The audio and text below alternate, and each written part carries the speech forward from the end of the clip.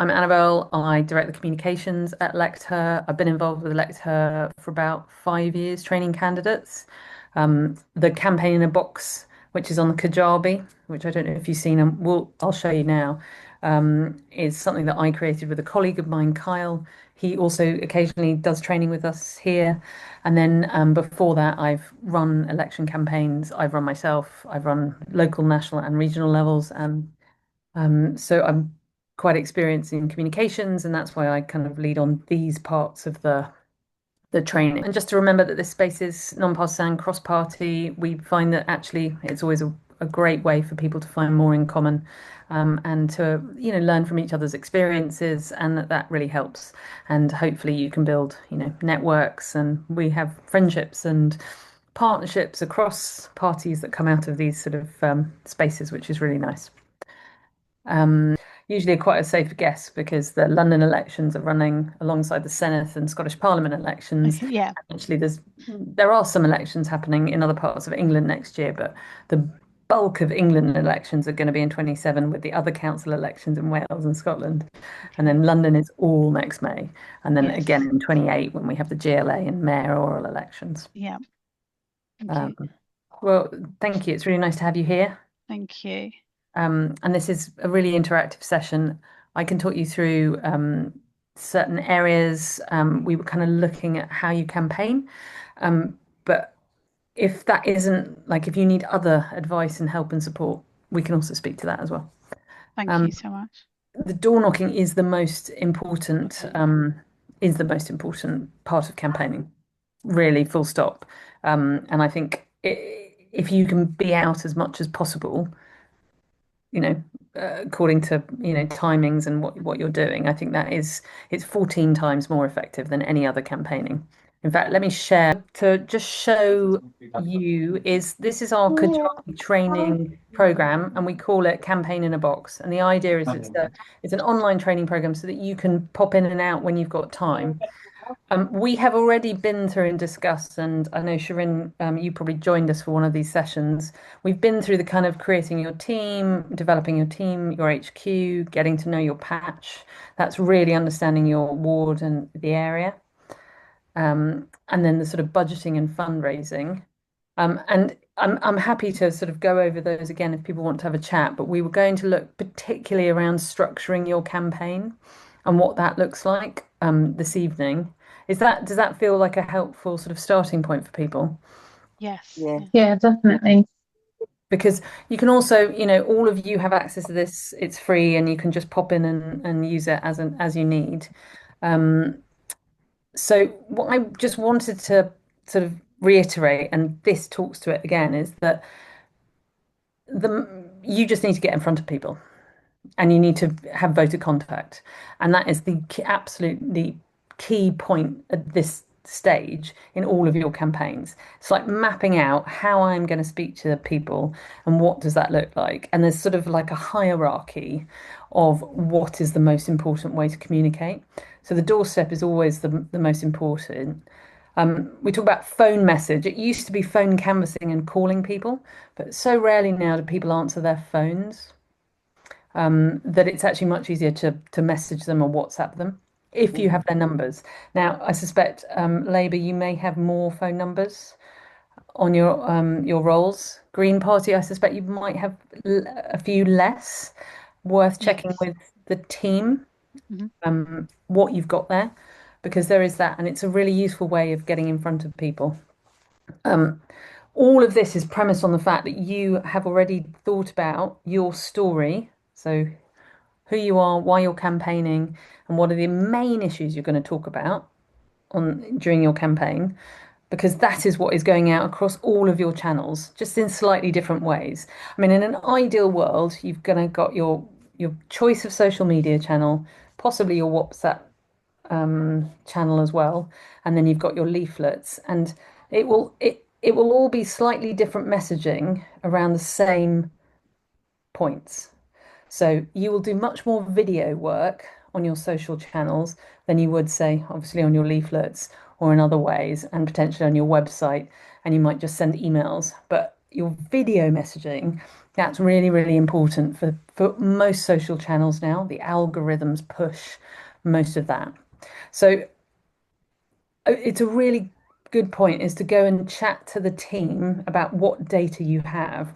Now, nobody here is an independent, and then you'll really like life is much harder, I'll be honest, if you're an independent candidate, because what you don't have is you don't have as much data, historical data that's come from canvassing before. And then, yeah, so it's really, really important to have that. And then it's about that contact. So, what are you sending out? When you go and talk on the door, what are you taking away with you? You never, ever go to a door without leaving the fact that you have been at their door. If they are in, you talk to them. If they're not in, you leave a leaflet saying you have been in, because it is absolutely critical that they know you're there. You also take a photograph of the fact you were canvassing on a street with the street name on it if you can. Or if you haven't been able to chance to see as many streets as you wanted to that night, take a picture in the area where there's the green or the local park or the, whatever it is to show that you have been present, and then share that. Share that on your chosen channel for social media. Facebook is a really key point. I know lots of people think that it's sort of a bit old school, but lots of people sit on Facebook, particularly in the older generation who are often, vote more, frankly. But so it's a really good place to be if you can. And also, you know, you should be thinking at this point, if I'm not doing this sort of campaigning, am I doing a litter pick? Am I doing particularly on the local? Do we really need to push like the personal social media campaign as well? Um, the thing about most of the algorithms, it depends on the channel you're on.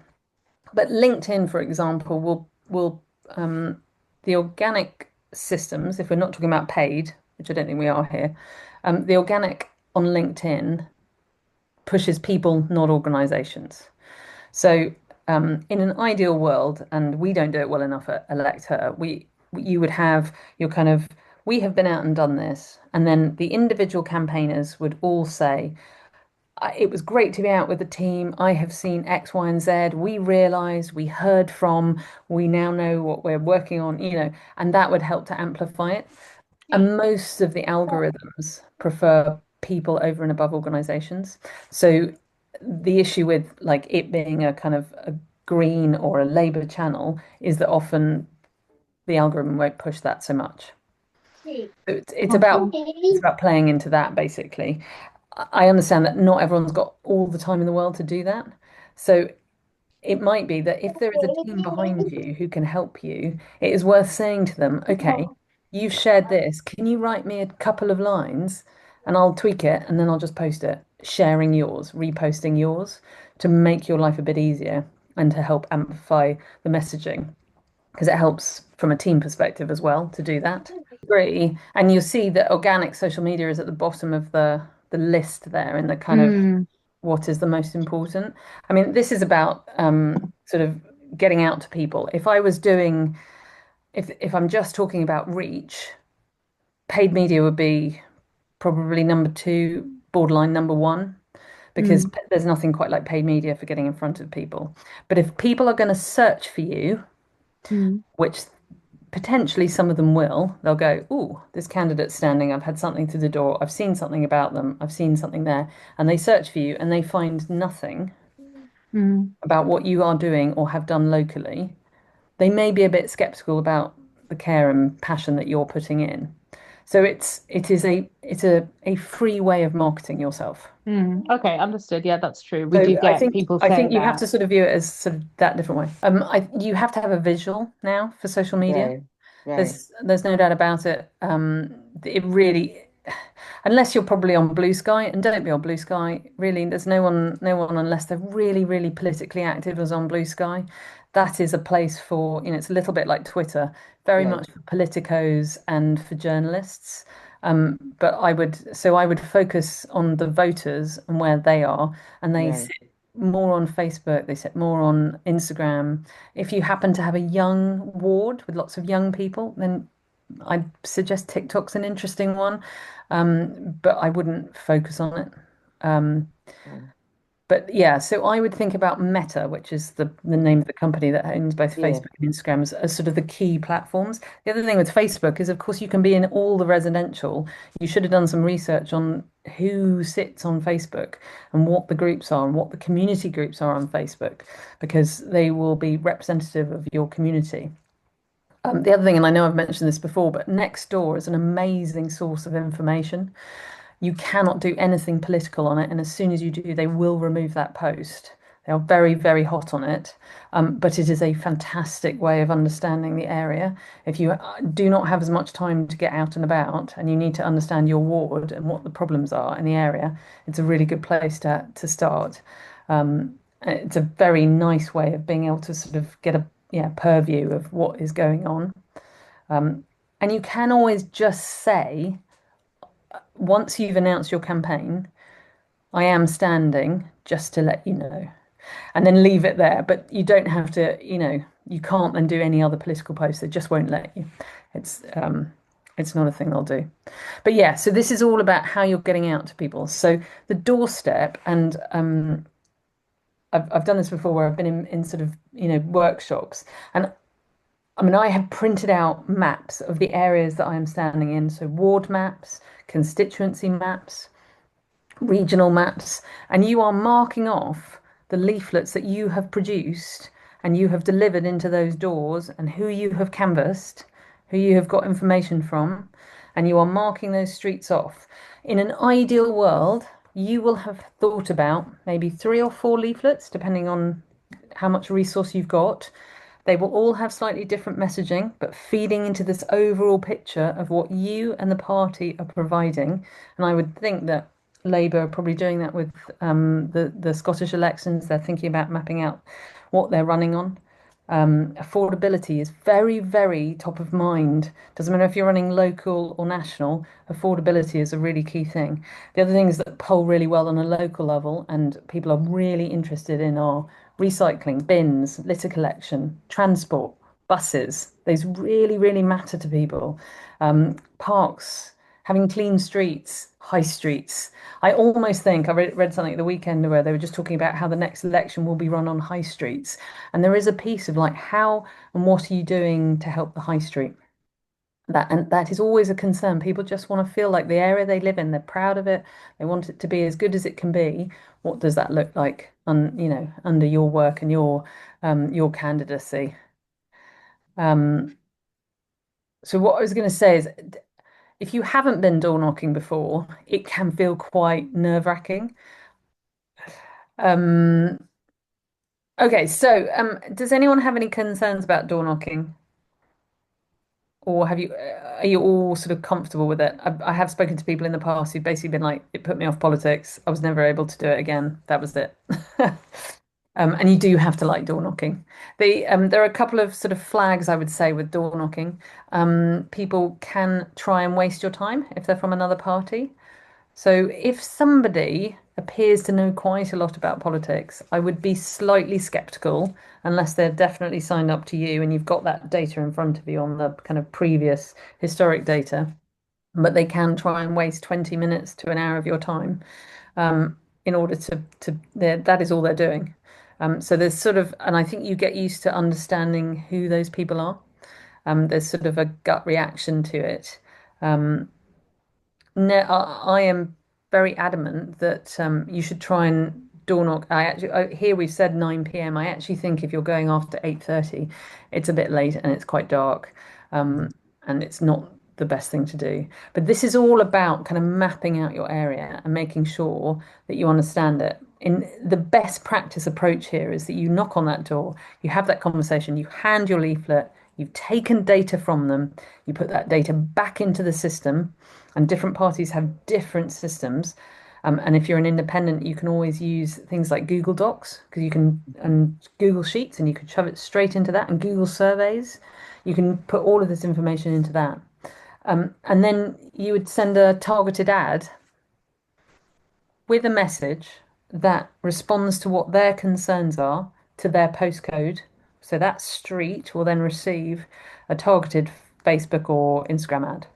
And that means that those people are then seeing you in their feed going, this is amazing. Like they understand me, they've responded on the door, and then I'm getting this information, and then you revisit them. The whole idea about this canvassing is who is going to vote for me? And there will be people who you know are going to vote for you, and they're the ones you don't need to see as much. Those ones, you need to keep them sweet, and then you see them day before and day of the election to make sure that actually they've actually been and voted, because that is critical that those people who are definitely going to vote for you do, and that information will sit on your historical data. If you do not have that data, this is what you are doing now, is collecting it, is understanding it.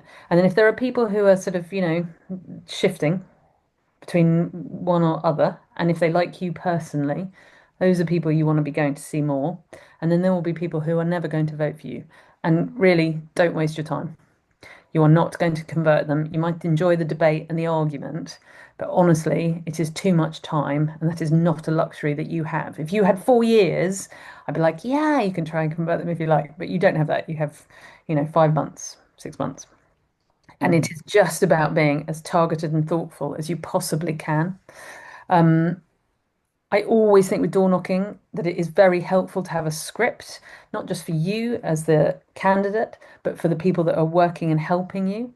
So you arrive on the street, you know you're doing these doors and these doors, you've got your historical data, you've done a check, and then it's like, what are we saying to these people? You will have a number of things that you'll want to say about, they will want to say about you, and you will have primed them. What is the story that we are selling a FIFA on, or Ifat, or Shirin? What are we saying that is going to talk about you and what you are going to do for your area?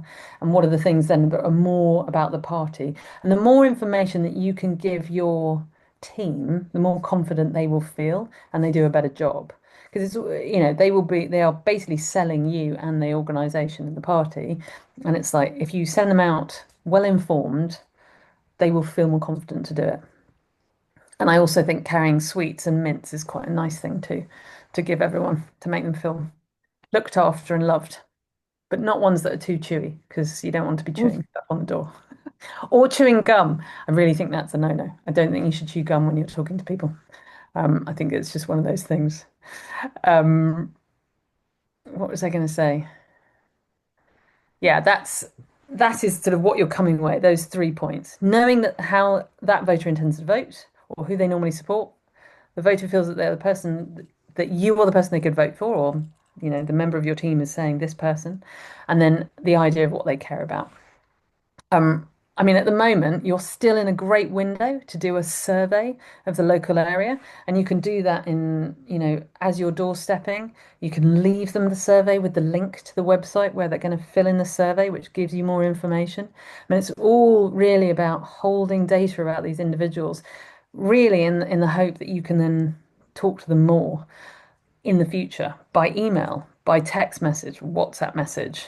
How are you reinforcing the messaging about you and what you care about and what you want to do for the area, because they've talked about the local park, the bins, the litter, the gambling on the high street, the fact they don't like it, too many charity shops, not enough actual places to go, community centres, whatever those issues are.